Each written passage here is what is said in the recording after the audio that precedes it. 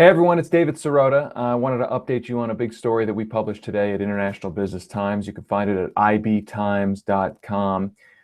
It is a bill about universal health care.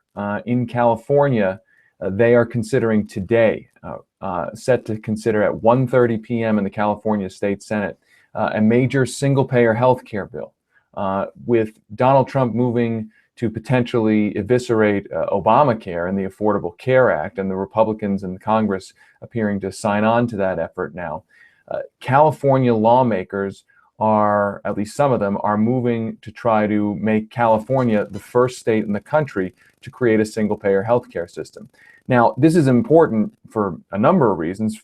First and foremost, it is important in the historical sense that Canada, for instance, its national single-payer healthcare system started with an initiative in one of its states, one of its provinces.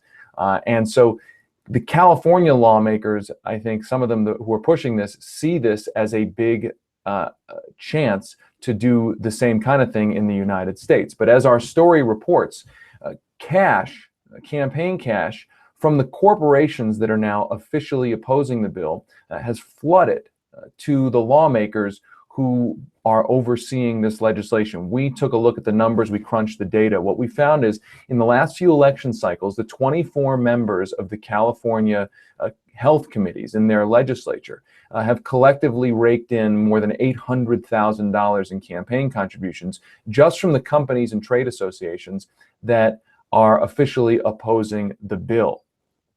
That's not the whole health sector. That's just the companies that have said specifically that they oppose this legislation. That's not the only; those are not the only folks who are getting that money. We found that Governor Jerry Brown, the House Speaker in California, and the state Senate President have also together received $370,000 of campaign contributions from those same companies and trade associations opposing the single-payer bill. Governor Jerry Brown has come out and tried to dump cold water on the progressive Democrats' legislation to create a single-payer healthcare system. So Brown has been getting money from the health insurance industry and the healthcare industry, and is the top Democrat in the state who has been trying to tamp down support for the single-payer bill that is going into the California legislature today. And again, that hearing is happening today at 1:30 p.m. in the California State Senate Health Committee. You can see, again, more details on our website at ibtimes.com. It's our lead story today. So this is not the only money that has gone into California politics from the healthcare industry as a whole. Those were just numbers from the companies that are listed in the Senate report, the companies that are listed as opposing this measure. But presumably, if this bill passes the committee and starts moving through the legislature and has a real chance to pass, you'll see even more money pour into California. We look at the overall numbers, and what we found is that the 24 members of those health committees in the House and Senate in California, they've received more than $4.8 million in campaign cash from the health and insurance sector generally, and another $3.5 million to Governor Brown, the House Speaker, and the Senate President. That's from the whole health sector. So we're talking about a lot of money that is potentially lining up against this single-payer bill.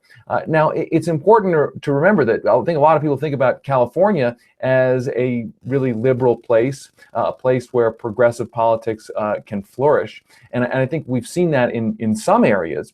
But there is a huge wall of corporate opposition in California, as you'd expect in a lot of other states. So what we have here is kind of a tension between California's democratic progressive tradition and a still very powerful corporate lobbying force in California. I mean, that business community, that corporate community, the health insurance sector, these are really, really powerful players, even in a blue state like California. So you can find our story about this at ibtimes.com. It links to the health committees, the state Senate and state House committees in California that are going to be considering this bill. And for those who care about universal health care, and the push for universal health care, I think a lot of people have said, look, there's no way a bill like that, a single payer bill or even a public option, is going to be considered by Congress. But there's an opportunity at the state level, especially in a state like California, which is controlled, the governorship, the state Senate, and the state House is controlled by Democrats. But it's a good reminder, this situation with all the money flowing in, that look, Democrats have played a key and pivotal political role in blocking single-payer initiatives in the past. Our story at ibtimes.com details how, for instance, during the debate over the Obamacare legislation, the Democrats wouldn't muster enough votes, even though they had 60 Senate votes, they controlled the House, they controlled the presidency, they wouldn't muster enough votes to even pass a public option, a public insurance option to compete with private insurance. Then you also had Senator Joe Lieberman